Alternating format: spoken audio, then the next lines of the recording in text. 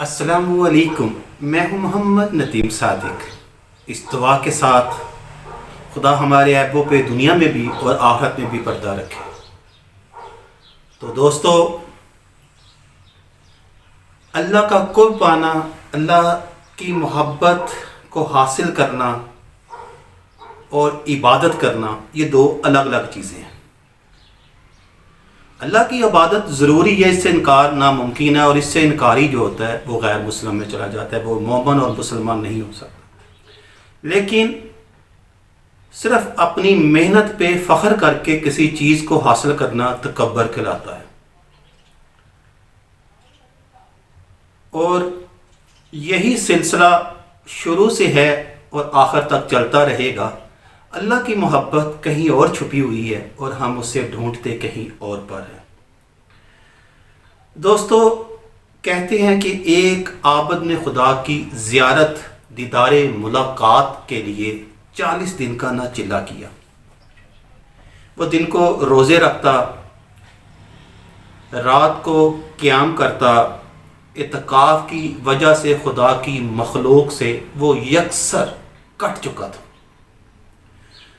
یعنی اسے نہیں معلوم تھا کہ خدا کی مخلوق کس حال میں ہے اتنے عرصے کے اندر۔ وہ صرف خدا کے قرب کو عبادات کے اندر ہی تلاش کرتا چلا جا رہا تھا، یعنی وہ حقوق اللہ اور حقوق العباد میں فرق محسوس نہیں کر پا رہا تھا۔ تو کہتے ہیں کہ 36ویں رات اس عابد نے ایک آواز سنی کہ تم شام کو تانبے کے بازار میں فلاں بن فلاں کی دکان پہ چلے جاؤ، جہاں پہ تمہاری مراد پوری ہو جائے گی۔ عابد بہت خوش ہوا۔ وہ وقت مقررہ سے کچھ دیر پہلے ہی بازار میں چلا گیا اور مارکیٹ کی گلیوں میں گھومتا کہ وہ تانبے والی دکان کو ڈھونڈتا اس دکان کے پاس چلا گیا۔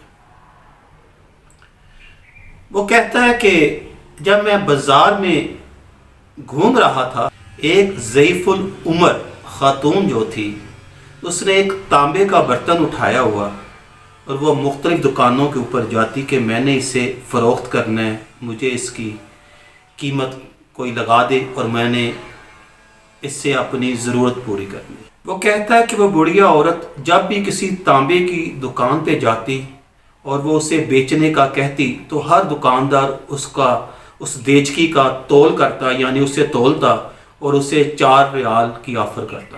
لیکن وہ ضعیف العمر خاتون اس بات پہ باضد تھی کہ اس نے اس کو 6 ریال میں ہی فروخت کرنا ہے۔ تو جان عزیز، وہ کئی دکانوں پر گئی، لیکن ہر دکاندار نے اس کی قیمت جو تھی نا وہ 4 ریال ہی لگائی۔ تو جس دکان کا اس عابد کو بتایا گیا تھا کہ وہاں جاؤ اور اپنی مراد کو پورا پالو، جب وہ ضعیف العمر خاتون اس دکان پہ گئی تو اس نے وہی سوال دہرا دیا کہ میں اس تانبے کے برتن کو بیچنا چاہتی ہوں۔ تو اس نے اسے کہا، اس دکاندار نے، کہ میں اسے آپ سے 25 ریال میں لے لوں گا۔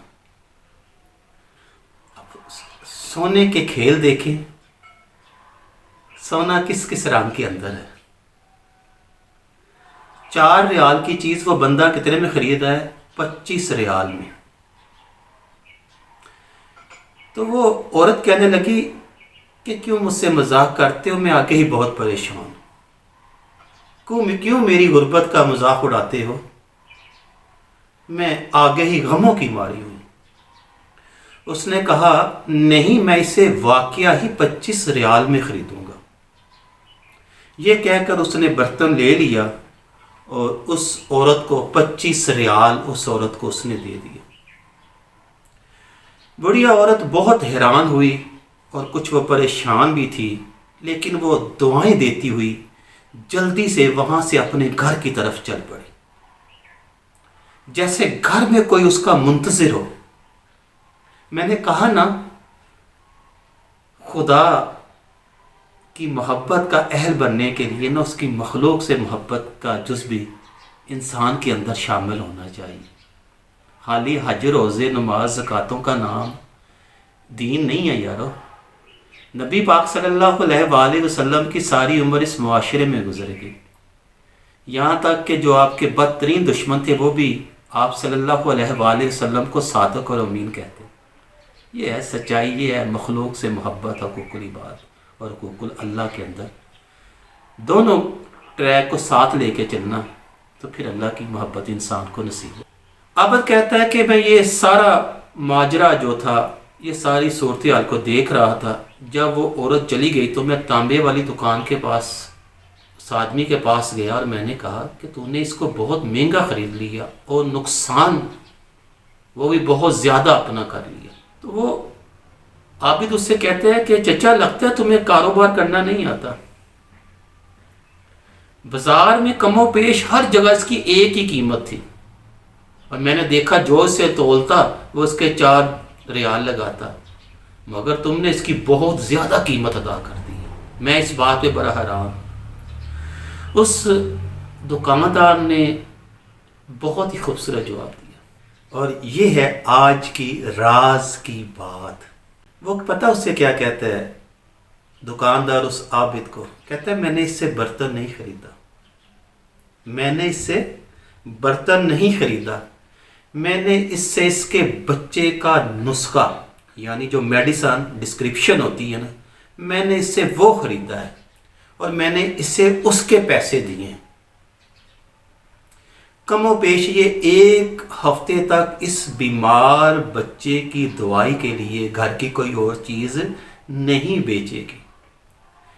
جو اس کو ہر وقت پریشانی لگی رہتی ہے بچے کی بیماری کے ساتھ ساتھ اس کی میڈیسن کی اس ڈسکرپشن کے اوپر جو لکھی ہوئی ہے، اس سے وہ آزاد ہو جائے گی 1 ہفتے تک، اور اس کے بعد اللہ اس کا بہترین بندوبست کرنے والا ہے۔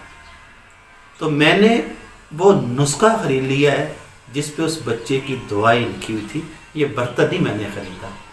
تم صحیح کہتے ہو کہ اس کی قیمت 4 ریال ہی ہے، تو میں نے آپ کو یہ برتن نظر آ رہا ہے اور مجھے وہ نسخہ نظر آ رہا ہے، وہ ڈسکرپشن نظر آ رہی ہے۔ عابد کہتا ہے میں سوچتا اور اس کو دیکھتا، اتنے میں غیبی آواز آئی، اللہ سے اس کی بھی تار تھی، چلہ کشی سے کوئی میری زیارت کا شرف حاصل نہیں کر سکتا۔ کیا آواز آئی؟ کہ چلہ کشی سے کوئی بھی میری زیارت کا شرف حاصل نہیں کر سکتا۔ سبحان اللہ، سبحان اللہ۔ اللہ ہے نا، اللہ اپنی مخلوق سے محبت کرتا۔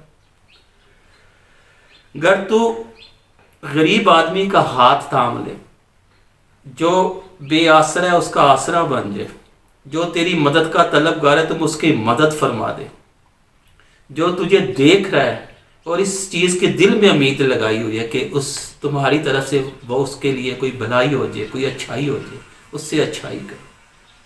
کسی کی آس کو نہ توڑو، کسی کے دل ازاری کا سبب نہ بنو، کسی کے دل میں درد پیدا نہ کرو۔